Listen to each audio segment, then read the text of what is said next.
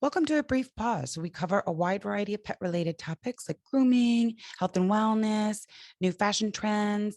And today we're going to talk about the multifaceted issue of fear and aggression and how to tell the difference in our pets. So we're talking to Justin Cloud today about this complex issue. Welcome, Justin Cloud from Modern Dog Training in Texas. How are you today, Justin? I'm good. Thank you for having me. I Yeah, appreciate thanks it. for being here. So, as Yeah, pet professionals, this is something that we encounter a lot. And I know I'd spoken to you, and this is something that you work on a lot and feel that you sort of specialize in. So, I wanted to ask you this question, which is so important. And I've mentioned it in just about every single podcast, but we're in this time right now where everyone is new dog owners, not everyone, but there's many, many new dog owners, and there's many people yeah, rescuing. And yeah. I think one of the really important things on base level knowledge for dogs is being able to identify the difference between fear and aggression and kind of what we can do about it. So, what would you say is like, I don't know how many, but some of the base level signs? Like, what are the three biggest signs that can help you determine whether it's fear or aggression? Well, it's all situational, because a dogs show so many different signals that they're trying to prevent actually becoming aggressive. So it could be some subtle things of the dog turning their head away, or even when they lick their nose a little bit, or soften their eyes. Sometimes they just start to smell the ground all of a sudden. Those are signs that they are uncomfortable and they're trying to avoid actually becoming aggressive and using their mouth. So it just depends on the situation and what someone is doing to make the dog uncomfortable, if they should step back or not. But dogs usually show a lot of signs before they show their teeth or bark or growl.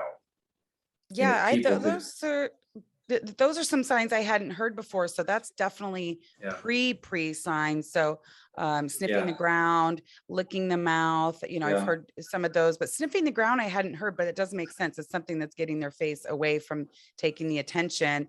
So that yeah, would be helpful if people picked up on that stuff before. But say a dog goes and yeah. starts to actually growl, bite, lunge, things like that.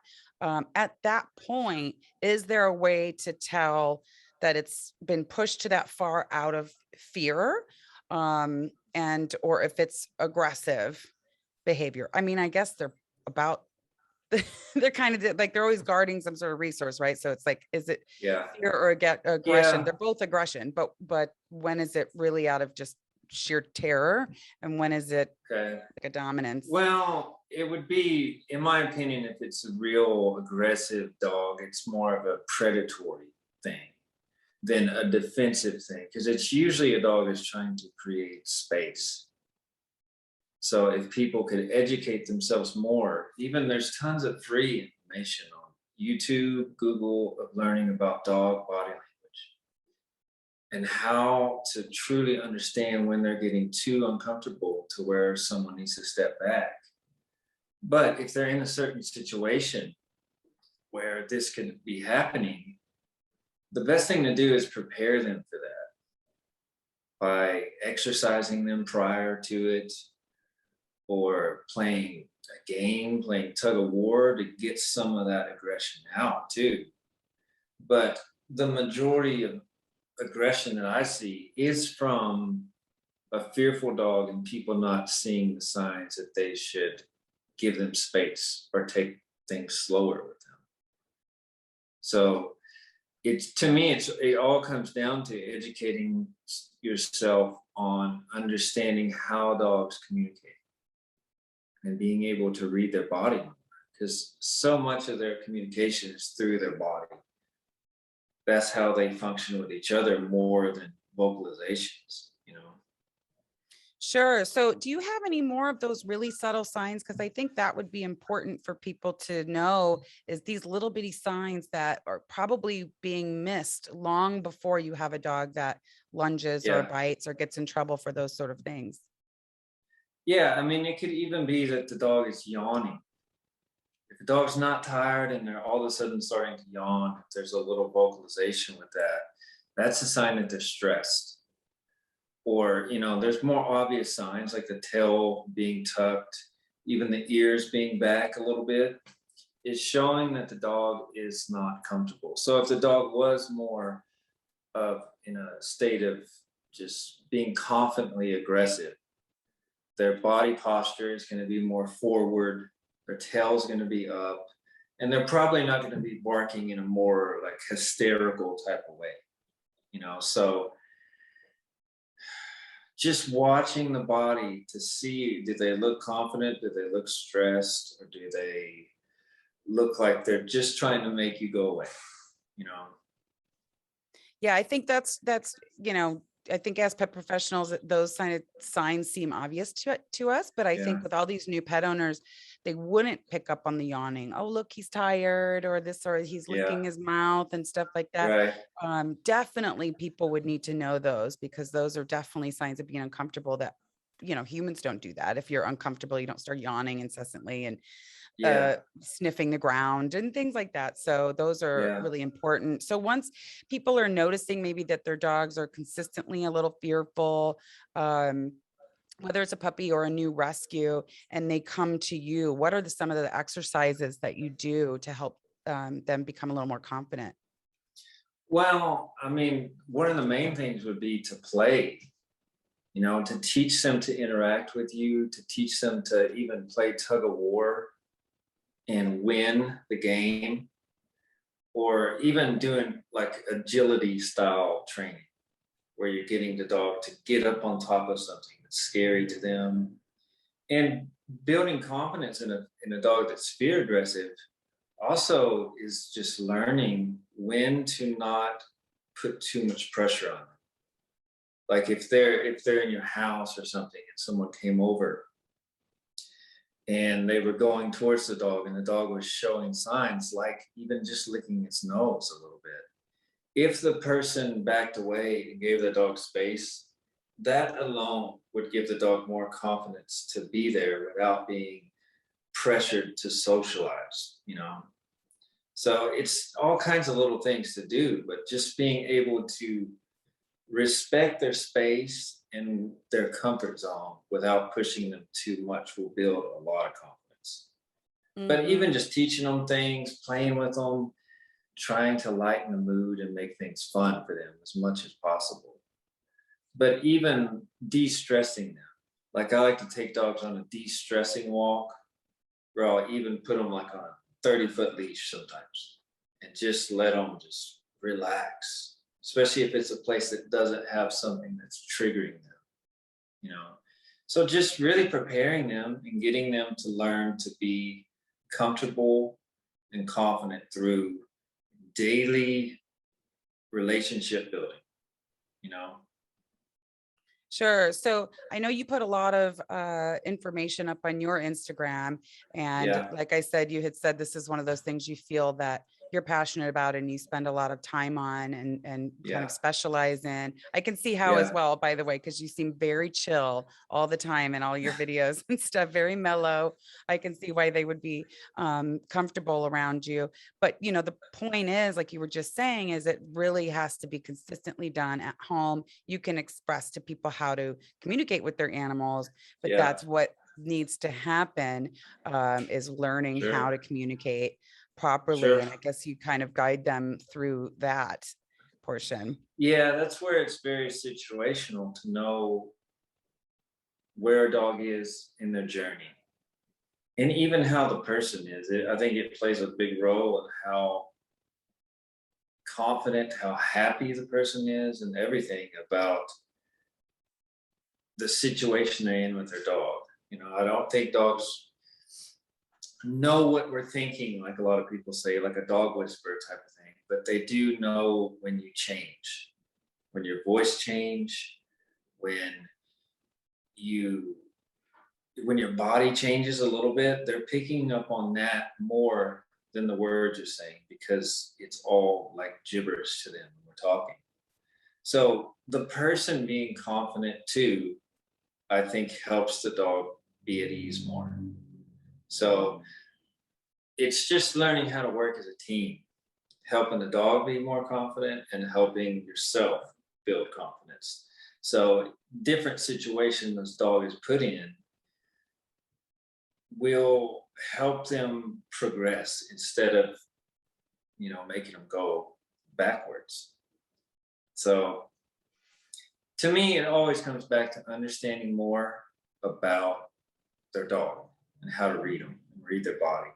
So what would like, speaking of the fact that it's situational, for example, say someone is either fostering a dog that they're recognizing as fearful, or they just rescued one and they're at home and they're about to have company over. Do they crate that animal until it's comfortable? Do they just ask the people to ignore it when they're walking in? What's the Yeah. best exercise in that moment? Well, what I would first do is tell them before someone comes to make sure the dog is properly exercised, maybe through walk, through play, so the dog doesn't have as much energy in the tank. So they're probably going to be a little less reactive just from that. The crate, I wouldn't have a dog in a crate, especially if they're fearful, especially if they can see the people coming in the room, because that causes a feeling of them being trapped, especially if the people walk up to the crate. The dog, if they're wanting to create space, they're going to become extremely defensive, barking, showing their teeth to try to get them to move away. If it had to be, I would have them on a leash just for the initial excitement of someone just coming in their home, and wait till they start to relax more and then let them loose. And I would tell the people to ignore the dog pretty much, to not be overly weird about it, like looking up at the sky or something, but to not make tons of direct eye contact or to reach towards the dog. Because a lot of dogs, they want to come up and also smell people, and people's first reaction is to touch them, when the dog really just wants you to keep your hands to yourself sometimes, and they can smell you without this reaching them real fast. That causes dogs to bite people real fast because they're not just letting the dog use their nose. You know what I mean? Yeah, and I know the instinct of a human is to comfort an Yeah. animal and Yeah. say, "Oh, it's okay, baby," and you end up crouching over the animal by saying, "Here, baby," and then reaching Yeah. out, and you're making Yeah. direct eye contact and you're showing your teeth kind of and whatever, Yeah. and you're going to get that opposite reaction oftentimes um, Yeah. from the dog. Yeah, totally. And I think Yeah. that So goes for on the people, street as well. yeah. So people, they're just doing what comes natural to them, or what they perceive to be the right thing could actually be the wrong thing. And the dog is just doing what's natural to them. And that's they're uncomfortable. And sometimes they're showing people that they're uncomfortable. They're saying, "Can't you see that I'm turning my head away? Can't you see that I'm licking my nose? Do you not see how uncomfortable I am?" And they don't, because they are not educated on seeing that. So it starts to cause a problem from there. But especially if dog trainers out there in the world would focus more on teaching people that stuff than teaching sit down and heel, people would understand their dogs more, and more these problems wouldn't happen as much. They can be avoided so quickly just by going in. The dog's uncomfortable. I'm just going to respect that and give them time to get to know me, instead of coming in, not seeing the signs, and starting to try to touch them or even hand them a piece of food. I would never want to hand a fearful dog food when they're actually wanting me to stay away from them. Yeah, So, see, these are great tips. And we had a trainer named Russ in the first season who used the right words. The episode was about people on the street. We're over here in New York City, and he is as well. yeah, And there's a lot of really close people proximity together on the sidewalk. A lot of people Right. that want to reach out, and sometimes like tourists or little kids, they reach out and he's so cute. And he said, you have to be an advocate for your dog. So once one person understands it, it's just like if you were to have a child that, you know, has some sort of special needs or this and that, you're going to stop a person before they're doing something that you know is going to make your child uncomfortable. Now it's the same for the dog. So just whatever situation you're going to put the dog in, if you know how that your dog, you know, what makes your dog uncomfortable or doesn't, then it's not on a Yeah. stranger. You know, you can stop it before it happens with a stranger if you advocate for your dog. And that seems Yeah. like that's the street, that's your home, that's anywhere. Yeah. Oh, that's absolutely right. So if you're on the street on a walk, or if people are coming into your home, you're in the vet, the groomer, whatever, you do want to advocate for your dog. And if your dog is afraid, you want to step in front of them and let people know that you cannot do that. Just like they couldn't touch your child if you had one. So, and that's a good time, in my opinion, to not be overly defensive, but to educate people on how to act and how the dog might be feeling, instead of being, overly defensive to where it causes an argument or something. You could actually use that as a time to just be like, hey, I'm sorry, can't, my dog is uncomfortable. If you move forward, that's going to cause him to be more aggressive. So it's a huge thing with me to advocating for my dogs. If someone came in my home and I saw my dog was uncomfortable and someone was trying to interact with them, that's when I would educate them on how uncomfortable he actually is and how he just wants to get to know you from a distance. And that alone could build his confidence in people being around. So that's a great way to think about it, is advocating for him. Right.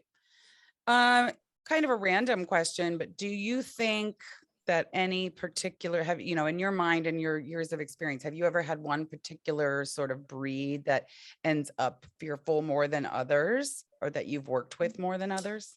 Yeah, a lot of herding breeds, Aussies, and even a lot of German Shepherds. A lot of people view German Shepherd as just really heroic dog, but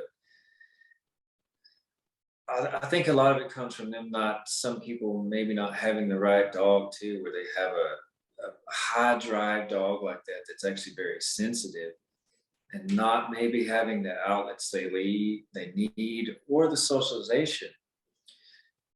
So it it causes just a huge conflict with the dog being genetically sensitive and, and kind of high arousal. So it creates tons of problems just from not having the right lifestyle enrichment, and now and those type of herding breeds and high drive dogs. Right. So Like that dogs speaks like to what that, sorry, that speaks to what you were saying earlier about if you can get some energy out and build some confidence with play sure, and yeah. enrichment. Well, to me, that's one of like the golden tickets of training, is if you have a dog that's bad in certain situations, like even walking on a leash. If your dog is overly excited about it, if they're prone to pull on the leash, if you first exercise them in a different way, like through play, to get that excited energy out before the walk, or before they go to the vet, or before they go to a brewery or something, the dog has an outlet to get that frustration out. So when they are exposed to something that triggers them, they're going to be able to handle it better, especially if you add some training stuff too, giving them guidance on what they're supposed to do in those situations where they are triggered by something. So to me, it's so much about just getting the dog prepared before an event that might be hard for them. Yeah. That's really cool. It's a ton of great information. And, being a groomer, I also tell people to do that with puppies. Yeah, And, right. any dog it works great for, but I pretty much always say it with puppies to like, hey, maybe have the walker Yeah, come first, or maybe take it out first in the yard and playtime. And because it's so much easier to get them to, uh, be introduced to the grooming process, because you're right, they don't have that excess energy, which can turn to stress energy if, Yeah, they're experiencing something new for sure. yeah. I Yeah. tell people that all the time, and that's how I even groom my dogs. That's how I trim their nails. First, I get them fulfilled and tired, so where they're not going to put up as much a fight. If I did it beforehand, it would be more of a struggle. So I always tell my clients that with groomers and the vet to try, like, even if you get to the groomer or the vet before, take the dog for a walk around the block before you go in. Instead of taking the dog out of the house, into the car, out of the car, into the vet or the groomer when they're full of energy, it's going to cause them to be worse. So if you prepare the dog for things, just like people need to prepare for things, it makes life easier. It makes life easier for the dog too. Yeah.